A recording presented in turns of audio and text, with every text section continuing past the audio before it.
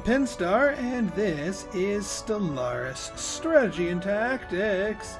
So today we're going to cover the Civics. In an earlier video I covered some of the stealthy changes in power levels to racial traits, what got buffed and nerfed, not explicitly by the patch, but what got buffed and nerfed in relation to the change to the new population system and other major overhauls that were made in 3.0 plus. So we're going to review that, and I will be looking at this through the lens of the latest version of the beta, post clerks upgrade. If you haven't seen my video on correcting my views on the clerks, links in the description and probably end title card and all that fun stuff. Anyway, let's dive in.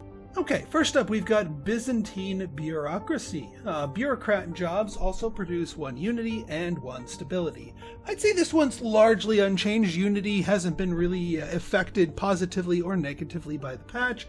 Stability is always very, very useful, and I would actually say, alright, maybe a very, very slight buff, because higher stability means higher production, and with higher base production value for some of the worker jobs, namely technician, you're going to get some more output out of the deal. Also higher trade value off of those buffed clerks. So yeah, very, very minor buff to Byzantine bureaucracy. The Corvée system, I'd say this one's a bit of a nerf. And not because it's, well, first off, one of the things they introduced is that when you move population points around manually, they cost you influence. A little bit of influence, but influence nonetheless, and if you're moving a lot of people, that costs quite a bit. The Corvée system is one of those civics that allows you to waive the influence cost, so you're only paying energy, which is pretty good. And the pop growth from immigration is nothing to sneeze at. That is the hitchhiker bonus that I mentioned a while ago, is definitely a good one.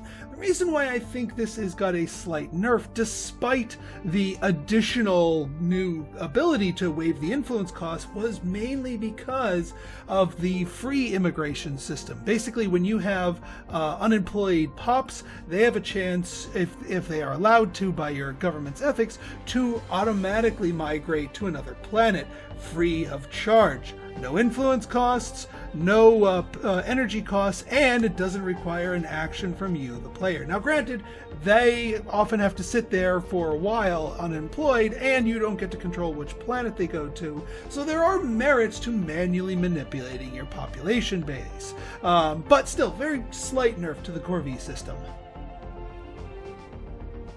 Cutthroat Politics got itself a nice little buff, and this is actually not a relativistic buff. This is actually a literal buff in the form of code breaking +1. It still drops the edict costs for things, but with the revamp of edicts to being permanent, the reduction in costs is not so much. So despite the actual literal buff, it got a bit of a nerf, because saving on edict costs, bit of a not as important as it used to be when you had to play and repay for your edicts over and over again, and saving on influence costs from them was a good thing. Diplomatic Corps, definitely a buff here. The +2 envoys is useful just to plug into the spy system. Even if you are not necessarily going to use them for spies, you have the option to, and getting extra spies and spy networks going is definitely going to be a good thing if you have Nemesis. The diplomatic weight +10 is certainly nothing to sneeze at either, but that's been as effective as it was before. Efficient bureaucracy, big nerf here. Administrative capacity was always easy to come by, so this wasn't a terribly strong trait to begin with, but now that the pops are overall fewer, you're going to be pushing up against that administrative capacity cap less aggressively. Granted, you still push against it when you claim new systems and colonize new worlds, but the cap from population themselves isn't going to be as bad, so this trait becomes weaker. Environmentalist, fewer pops consuming consumer goods, so slight nerf here. That said, in the hands of the right race or the right government, if you're going to be running higher tier living styles, the abundance and what have you, utopian abundance and whatnot. Environmentalist is definitely going to be good to help keep the edge off of the consumer good costs of some of those more extravagant lifestyles, or rather living conditions. But overall in Nerf, if you're just playing normally, architecture, big buff. And this is not a subtle buff, this is actually a literal buff. They added a new thing to it. Building slots +1. That is extremely useful. Extremely useful. Because you can just get more building slots in general. Even if you don't have population woes, you can always go for things like luxury housing if you're at a loss for what to do with your extra building slots. So getting them just gives you more flexibility in how you build your planets, what key structures you slot in, getting those earlier and whatnot. And the building and district cost and upkeep cost reduction is nothing to sneeze at, because it just helps you build up your infrastructure all the faster. So yeah, double thumbs up on this one. Merchant guilds. Merchants themselves, the actual job, actually got a big buff, and this was before the clerks buff. So they produce quite a bit of trade value and amenities. They're like an uber clerk, but they're a ruler class. Adding 2 unity onto the top of them is just a little cherry on top. But the fact that you get merchants from the get-go means you don't really have to dabble so much with clerks. So it's a, you know, it used to be a buff because you didn't have to dabble with clerks back when clerks sucked, but now that clerks don't suck, it's half, you know, 6 of one, half dozen the other. If you're running an empire that really wants to buff and benefit off of some of these, you know, if you're really ramping up your trade value, then merchant guilds are good. Mining guilds. Mining guilds, you know what? I'm going to say that they're untouched.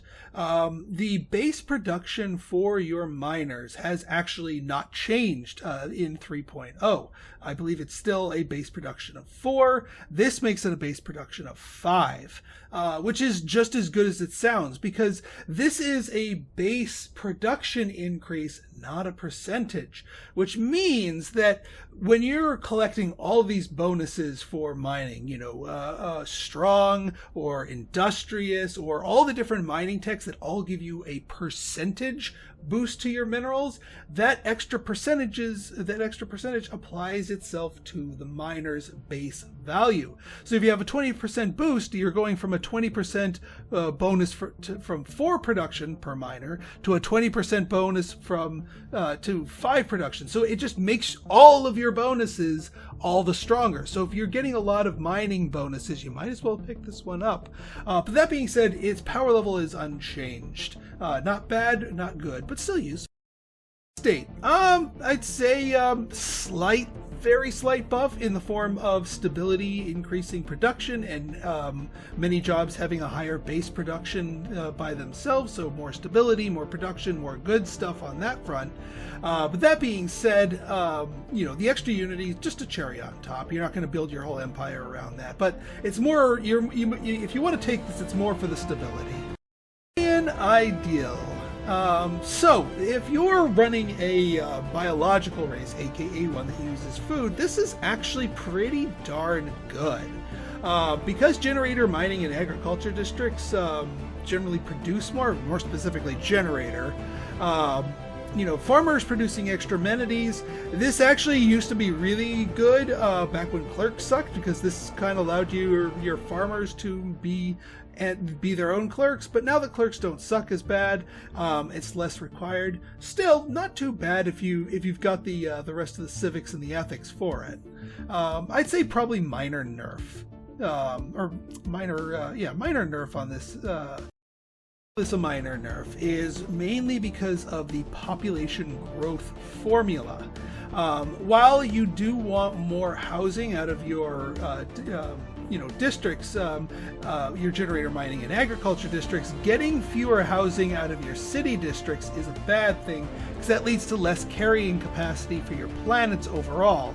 Not to mention the new industrial zones. Those workers, those don't get extra housing, so you get no, you're going to be at a bit of a loss for housing and carrying capacity, and thus your planetary growth is going to be hindered a little bit. So, slight nerf on Agrarian Ideal. Still a decent one, but got a little bit taken down a notch.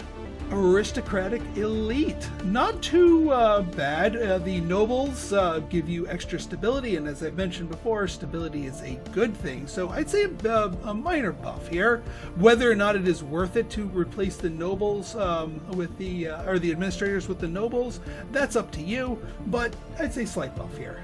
Barbaric Despoilers. Major buff. Major buff. Because they get to steal pops. Fewer pops and fewer pop production means that in the later game, you're going to have trouble filling up your worlds. What's a great way to fill up your worlds when your population growth has stalled? How about stealing it from somebody else? The Barbaric Despoilers have a major buff to the point where I would say it is worth taking them, or the Nihilistic Acquisition trait, which is the Ascension perk that you can pick if you don't start off with them. But still, yeah, big buff. Speaking of Liberty, monthly Unity is, plus 15% is not bad at all. Not bad at all. But again, Unity is unchanged in terms of its overall usefulness, in my opinion. So this is neither a buff nor a nerf here. The fact that it requires democratic authority got a little bit of a buff in of itself with the automatic resettlement chance. So it kind of comes with a buff in that form, but it doesn't get the buff. It's the democratic authority that gets the buff. Soldiers producing unity and naval capacity. That's I'd say that's unchanged. Again, unity unchanged. And naval capacity, while extremely useful, is also unchanged. Whether or not soldiers are something you want to spam in your empire, well, you probably wouldn't want to do that unless you had citizen service. Distinguished Admiralty, all combat related stuff, and that didn't really get touched at all in 3.0, so neutral, no gains, no losses. Exalted Priesthood was a bit of a buff when clerks stunk, but now that clerks have been restored, it's not as it's not as good to have a replacement for the clerk in terms of the thing that produces extra amenities. Not too bad, although I'd say overall a bit of a nerf, if only because Spiritualist got a little bit kicked in the teeth, because they're the one ascension path that can't really utilize the extra assembly slot properly when you're building up your populations there. So yeah, an indirect nerf to it just because Spiritualist kind of got nerfed. Medical purifiers, I'd say a minor nerf, if only because you have to purge xenopops, and pops are harder to come by. It'd be a lot more profitable if you could just keep them, enslave them, but the fact that you have to purge them is, it's less economically beneficial to you. Now, granted, if you want to roleplay it and whatnot, that's fine, and obviously all of the different combat bonuses it gets to you is just as strong as it was, but on an economic standpoint, the fact that you have to purge the pops, and that's a little bit more economically destructive than it used to be, is, I'm going to call this a slight nerf. Feudal Society, it sucks back then and it sucks now. Don't take it, unless you're role-playing. Free Haven, I'd say this one a minor buff. The immigration pull and the pop growth from immigration, there's that hitchhiker bonus I was talking about.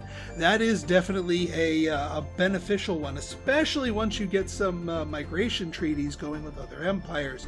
Pulling some of their pops into your empire is going to be good to help bolster your growth, though mind you, the empire cap and also the local planetary cap will still apply their penalties to your overall growth rate, even if you have lots of immigration.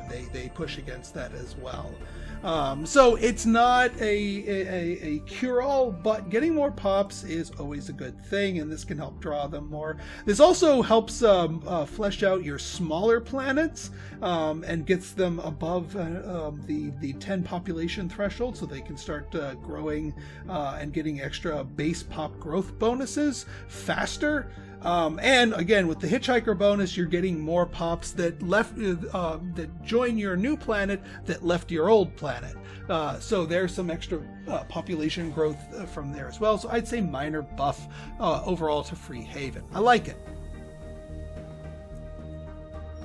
Idealistic Foundation, higher happiness, higher stability, higher production based off of higher base production values.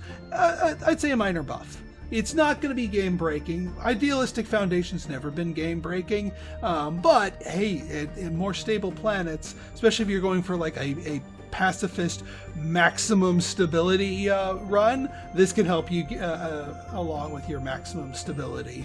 Imperial Cult, +1 edict capacity is extremely strong, especially if you pair it up with the Imperial Authority, which it, I mean, you have to pair it up with Imperial Authority. So that by itself is going to give you +2 edict capacity right there. And then, yeah, your 3 edicts on there is those can be powerful. So I would call that a buff. Perfection. You gain encryption, which means it's harder for others to spy on you, but you lose code breaking, which means you can't spy on others quite as well. And also with a -1 envoy, you don't have much capacity to spy on other people because you just want to be left alone. It's about as strong as it was before. The pop growth speed's always nice. The happiness is always nice. I'd say I'd call this, especially with the edict capacity, I'm going to say overall minor buff. Meritocracy. Later level cap +1's always been a good one, but when you add on top of it specialist resource output +10, it's good. I'd call it a buff. Now, I did some digging, and it's not as strong as it might sound. Not every specialist tier pops is affected by the empire-wide 10% bonus. For example, your machinists, if you're building robots, those machinists will not build robots 10% faster, despite the fact that the assemblers are a specialist tier. So it's a little bit, I don't think that's a bug. I think that's intentional because they don't want, robot assembly to go running rampant and make that overpowered. But still, there's other things, scientists and, consumer goods and alloys and whatnot that do benefit from the specialist pop resource output bonus. So very strong perk. Nationalistic zeal. I'd say no change in its benefit. Influence calculations have not really done much. I'd actually call it a minor nerf, only because in the later game, since you don't have to keep activating and reactivating your different edicts once you've enacted them, because they're permanent until canceled, and your influence is free to build up, so it's less important to save on it around the time you're going to be going to war, unless you're going to war like really early, like you're going to be hyper aggressive.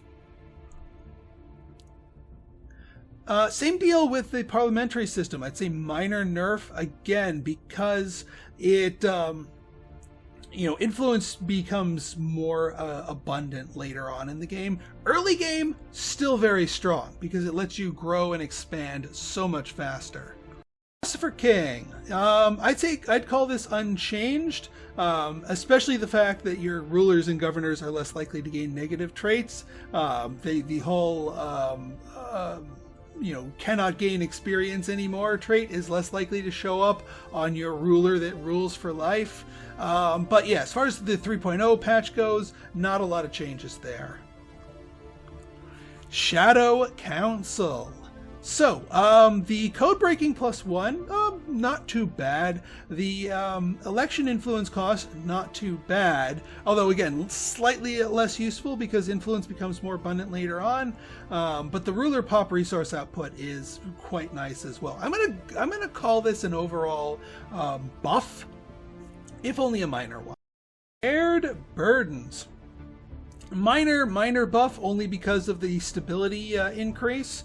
The consumer goods upkeep is pretty easy to maintain, especially with the new system. So yeah, I'd call this a minor buff. Slaver guilds. I'd say this is unchanged. There have been changes to what forms of enslaved pops get the slavery bonus or not, but it's still a bonus, and if you're making them do things like technician or whatnot, which got a base production buff, then that slaver bonus will get buffs on top of that, and that compounds the bonus. So I say minor buff, but also minor nerf because of some of the changes to the different designations. So you know what? I'm going to call this one neutral. I'm going to call it neutral, if only because it's a meeting of the buff and the nerf meeting in the middle. Technocracy, unchanged but still disgustingly powerful. If you want to power game your way to something and you want to just boom science, yeah, Technocracy. Warrior culture. I'd call this one buffed prior to the clerks nerf because it gives you an alternative form of amenities, but now the clerks are back on top. Well, I wouldn't say on top, but are back in viable nature. Then I'd say warrior culture is unchanged. All right, folks. Well, that is all of the regular civics. Don't worry, we'll be covering things like hive minds and megacorps in another video. But this one's run on quite long. I'm glad I didn't call it a quick tip. So if you guys like this video and you want to see more like it, go ahead and hit that like button, hit that subscribe button, and leave me a comment. Good, bad, or indifferent. Your feedback's always welcome. So until next time, this has been Pinstar, signing out. See ya!